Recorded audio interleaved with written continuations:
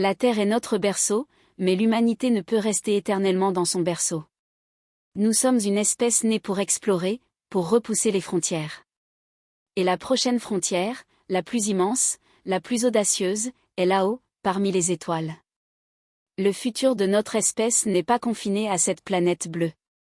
Il est écrit dans la poussière rouge de Mars, dans la lumière glaciale de Titan, dans les océans cachés d'Europe. Des cités s'élevant sous un ciel extraterrestre, des champs cultivant des aliments que nous n'avons jamais goûtés, des enfants naissant dans des mondes nouveaux, des mondes que nous avons forgés. Ce n'est pas de la science-fiction. C'est le projet le plus ambitieux de l'humanité, la colonisation spatiale. Dans les prochaines minutes, nous allons plonger au cœur de cette révolution. Nous allons explorer les défis monumentaux qui se dressent devant nous, le voyage interplanétaire, la survie dans des environnements hostiles, la création d'écosystèmes viables loin de notre foyer.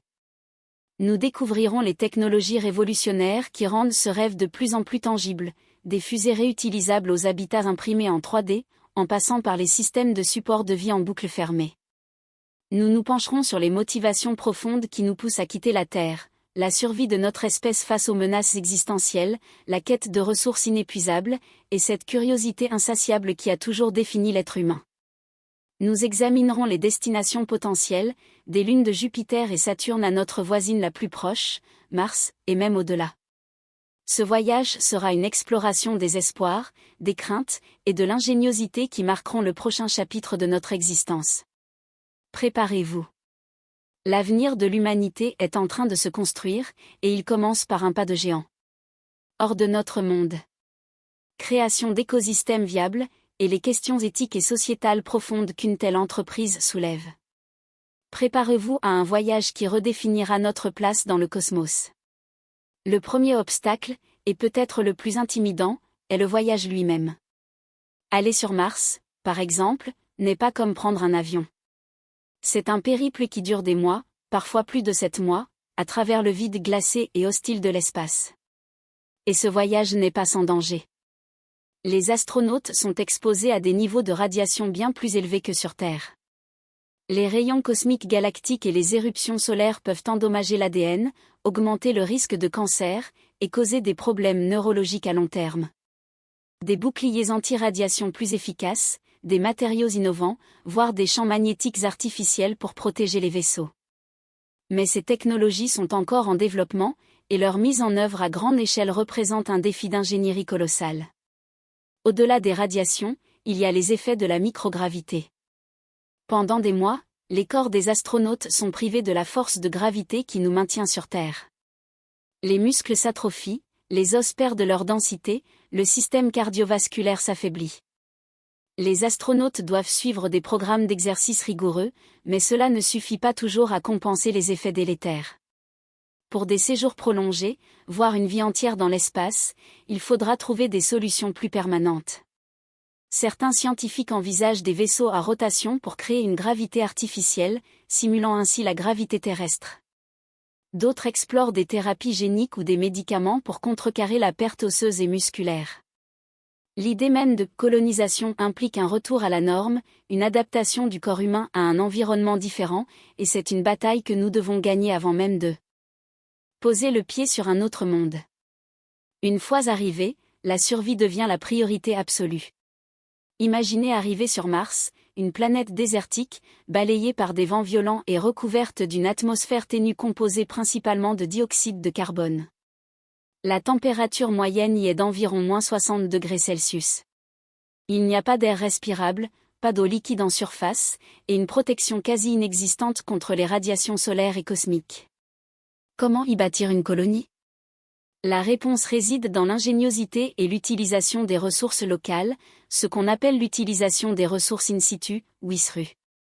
Pour l'eau, les scientifiques ont identifié des réservoirs de glace sous la surface martienne.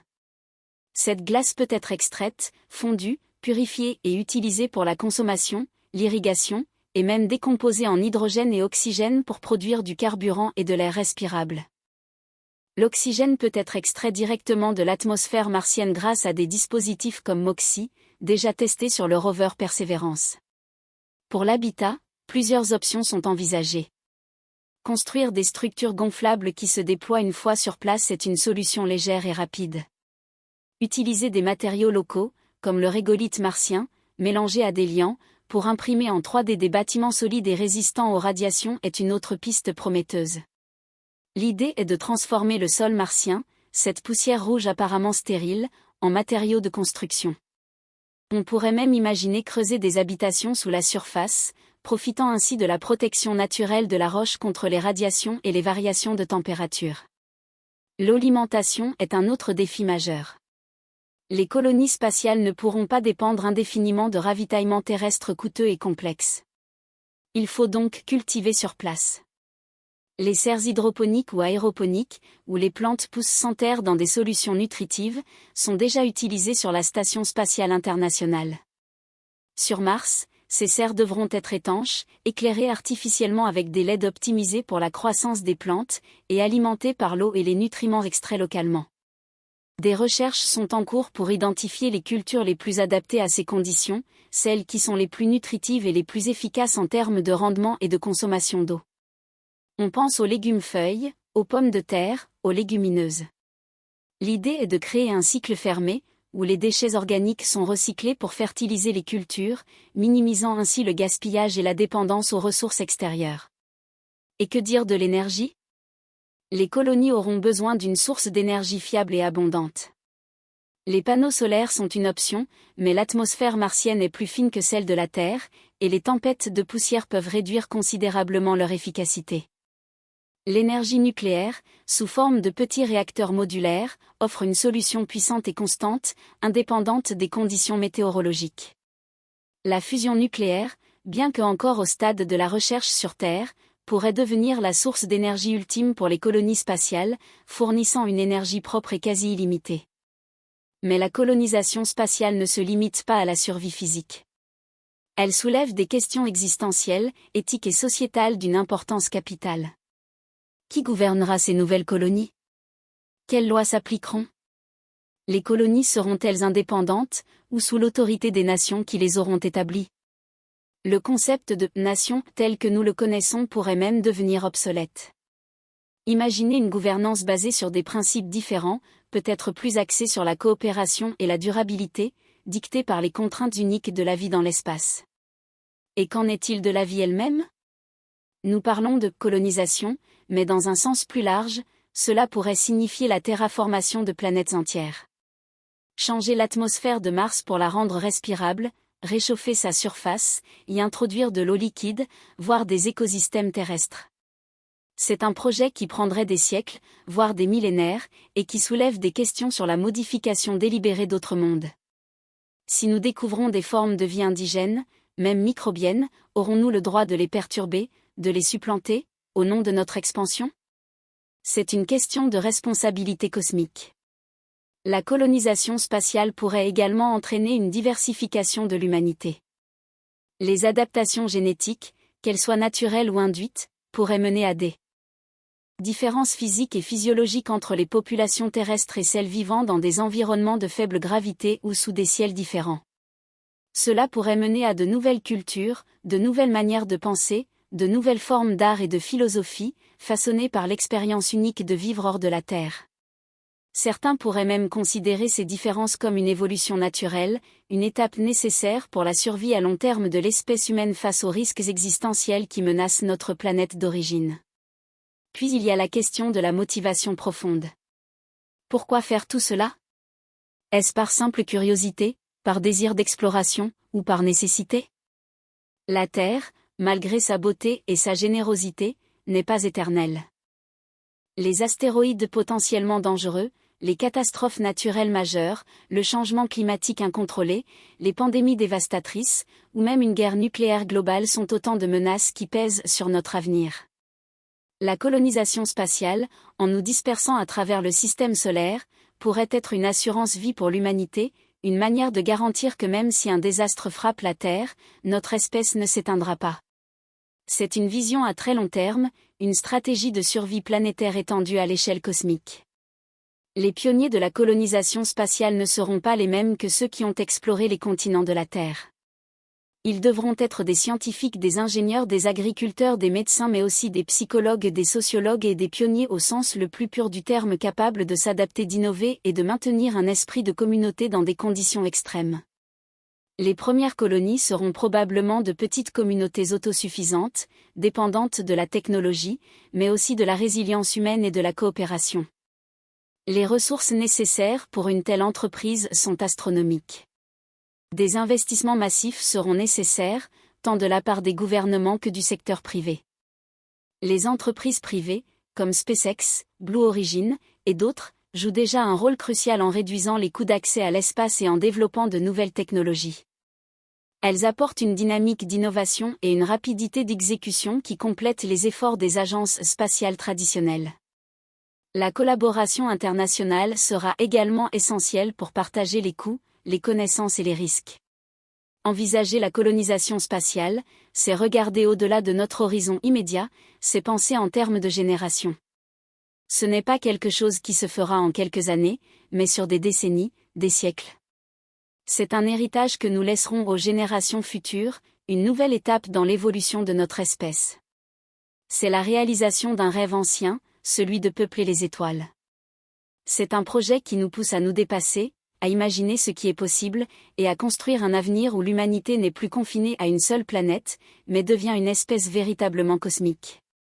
Le voyage vers les étoiles n'est pas seulement un voyage physique, c'est aussi un voyage intérieur. Il nous oblige à réévaluer nos priorités, à comprendre notre place dans l'univers, et à envisager ce que signifie être humain lorsque nous sommes confrontés à l'immensité du cosmos. C'est un défi qui nous unit, car il concerne l'avenir de toute notre espèce. La colonisation spatiale n'est pas une option, c'est peut-être une nécessité. Et elle a déjà commencé, dans les laboratoires, dans les esprits des rêveurs, et dans les simulations des ingénieurs.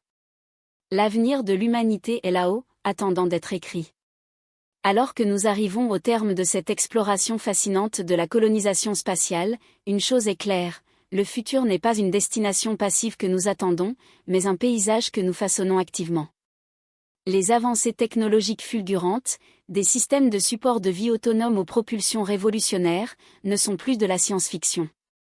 Elles sont les outils qui rendront ces mondes lointains accessibles. Les partenariats audacieux entre le secteur privé et les agences gouvernementales redéfinissent les limites du possible, injectant une agilité et une innovation sans précédent dans ce grand projet. L'idée de quitter notre berceau terrestre pour peupler d'autres corps célestes peut sembler vertigineuse, voire utopique.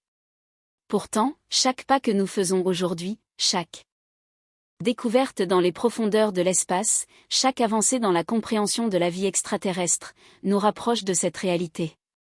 Ce n'est pas seulement une question de survie de l'espèce, c'est une question d'expansion, de curiosité insatiable, de vouloir explorer l'inconnu et d'y laisser notre empreinte. C'est la continuation logique de notre histoire, celle d'explorateurs qui ont toujours regardé au-delà de l'horizon. La colonisation spatiale nous pousse à devenir meilleurs, à repousser nos limites physiques et intellectuelles. Elle nous oblige à penser à long terme, à collaborer à une échelle jamais vue, et à imaginer un avenir où l'humanité est résiliente, diversifiée et présente sur de multiples mondes.